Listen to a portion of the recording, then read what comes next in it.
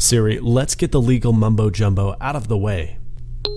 This video is merely for demonstration and education purposes. If you choose to open your iPhone, you take full liability for the consequences that may follow. Snazzy Labs LLC is not to be held liable for any possible damage that may occur from this self-installation process. You are performing this repair at your own risk.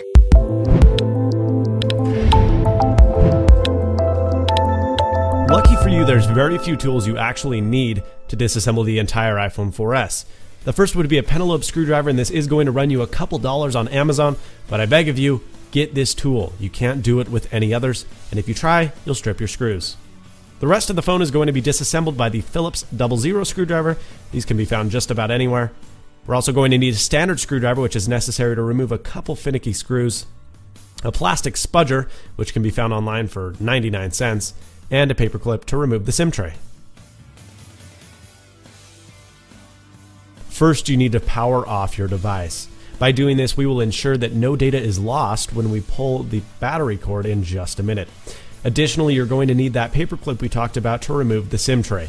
Simply stick it in the hole on the side of the device and pop it out. Yes, you do need to do this even if you don't have a SIM card in there, because the tray locks into the motherboard, and without it, it will be impossible to disassemble the phone. Now take your fancy new pentalobe screwdriver. Please ensure that it's a pentalobe screwdriver, or else you will strip the screws down here on the bottom. Now, as you notice, they're not very tight even when Apple puts them on.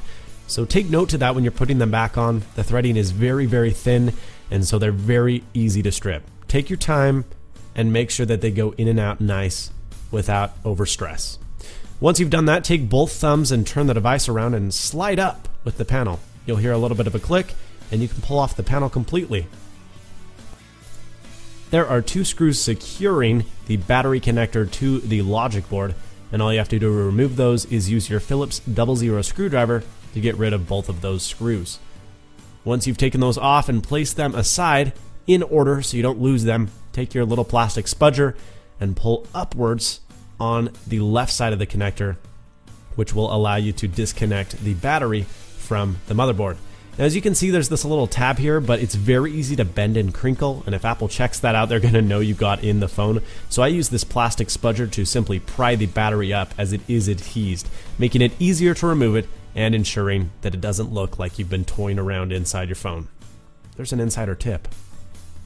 Place the battery aside. Now it comes time to remove that little black metal piece and place that aside with your screws, and now we need to remove the antenna diode and cable, which is sitting right there. Take your little plastic spudger and simply disconnect the diode from the cable, and as you can see, there's a little bit of a hook. Simply undo the cable and make sure it's out of the way. Okay, see this metal plate?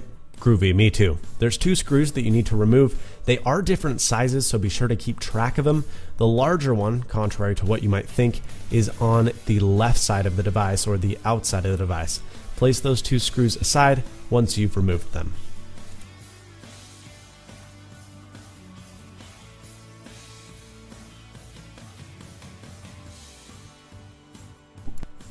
Once you remove those two screws, the plate is ready to come out. It might be ever so slightly adhesed, but don't be worried to give it a little bit of a tug. It's easier than your virgin 40-year-old gym teacher. For camera angle's sake, I'm going to turn the device around so you can see me yank this little cable up.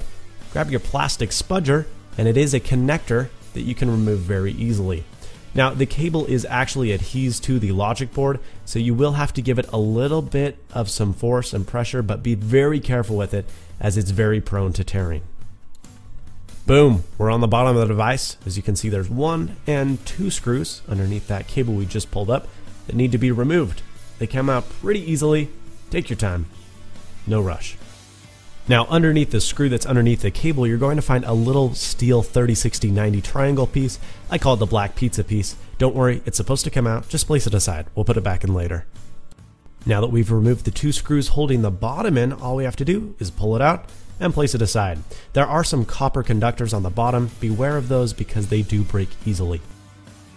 Now we get to our buddy, the EMI shield. Now this thing's a little bit of a bugger to pull out, so be sure to remove these 4 screws in the right order because they are different sizes and will need to be put back exactly as they were pulled out. So keep track of them.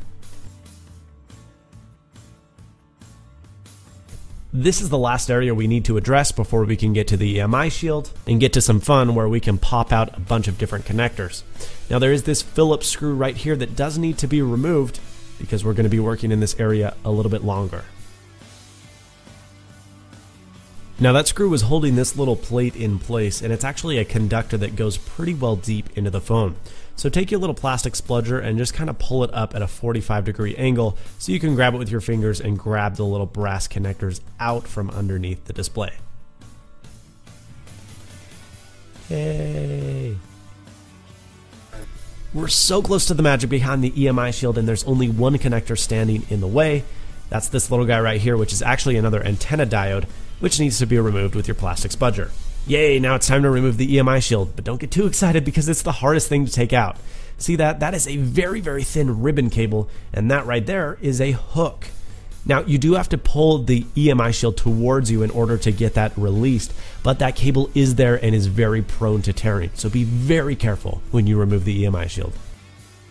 April Fools, we're not quite ready. You do need to take your standard flathead screwdriver to remove this little screw, which is actually a screw that allows you to plug a screw into it. Screwception. No homo. So once you've removed this, and please do so very carefully because it's near some very sensitive components that can't be scratched or abrased, you can see what a weird little screw it is and get ready to unplugging the fun stuff.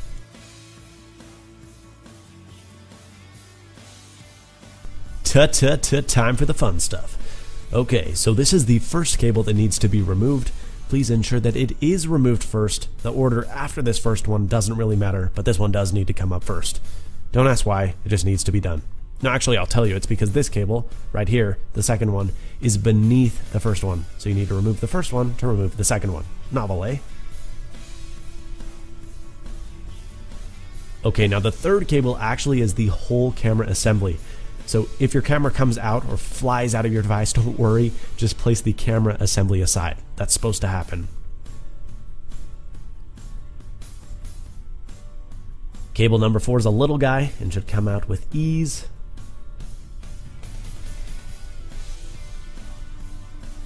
Which gives us cable number 5 to be left with. Now this is a long one.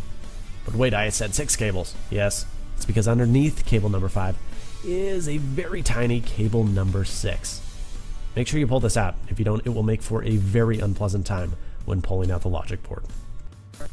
Okay, we're up near the camera, and as you can see, there's this little black piece of adhesive, it looks like. I would assume this is to indicate whether or not the device has been tampered with, therefore determining your warranty, so make sure you really want to proceed after this step. But there is a screw beneath it that does need to be removed. This little piece of plastic can be readhesed and put back on like it was never taken off, so do take good care of it because we can fix it later on. Once you've placed the black adhesive aside, you have this singular screw that you have to deal with. It's easy. Get her done. Say it ain't so. We got another one of those weird little screws that we have to use our standard flathead screwdriver for. Again, it's by some pretty sensitive areas, so take your time, be careful. There's nothing to rush about.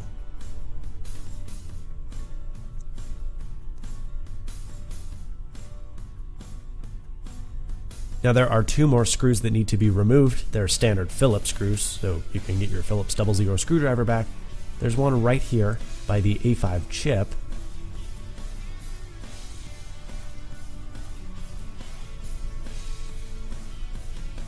And there's one right here, hiding in the depths of the iPhone.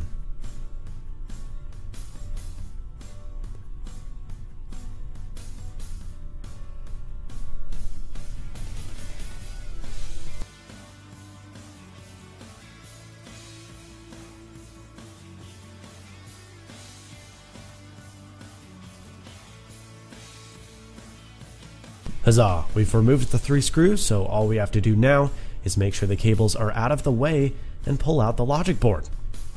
Now, it came out for me with ease. If you're having a lot of trouble, make sure that you took the SIM tray out, because if you didn't take the SIM tray out, it's attached to the logic board.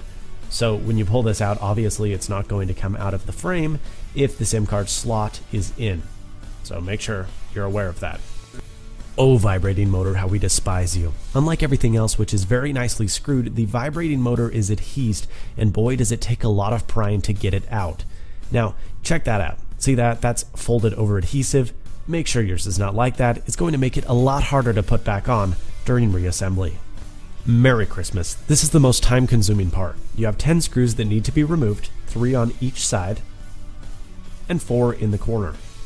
A lot of them are very, very tight, so be careful and don't strip them because that will make for a lot harder removal. Wouldn't it be nice if these were easy screws? Yeah, well, tough crap, because they come out easily, but they also have a washer, which makes them incredibly sucky when you reassemble. But you do need them, and you have to keep track of them. Tough beans. No, hey, it's good to see you. We're up by the camera. See that screw right there? Now, it's actually for the sleep-wake switch, so don't remove that. Apple's back in full force with that mysterious black tape. So you do need to remove the black tape so you can remove the last of the 4 corner screws. And we're already assuming that you removed the 6 other screws. So remove those. There's a Phillips beneath, and we're good to go. All right, we're ready to remove the digitizer from the iPhone 4's steel frame. What you have to do is take your little plastic spudger and insert it in between the plastic here and the actual band. Now, if you're struggling, I'd use a heat gun for no more than 5 seconds total on each corner so that you can kind of loosen things up. When you throw the new display in, please make sure that these 2 cables are at the fullest length. If you crimp either of these 2 cables, it's going to be extremely difficult for you to not only reassemble your device, but furthermore, you might damage the brand new screen. If you're not particularly snazzy at performing tasks backwards, we don't blame you, and because of this, we've provided a reassembly video for your advantage. Click the on-screen annotation to begin. That being said, we do recommend that once your iPhone is back in one piece that you test all of its functions before putting your tools away. Make sure the home button, the proximity sensor, the ambient light sensor, the touchscreen, etc., are performing as they should. If they do, congratulations, you've completed this task successfully. If you have any questions or concerns about installation, please leave them in the comments below so that I can try and assist you. If this video was helpful to you, I would appreciate it if you liked this video and considered subscribing to my channel. Additionally, purchasing your iPhone 4S parts through my Amazon referral link can not only ensure you the best price, but also save you money on tax. Additionally, I get a small commission slice which motivates me to continue making videos like this in the future. Thanks for watching, and as always, stay snazzy.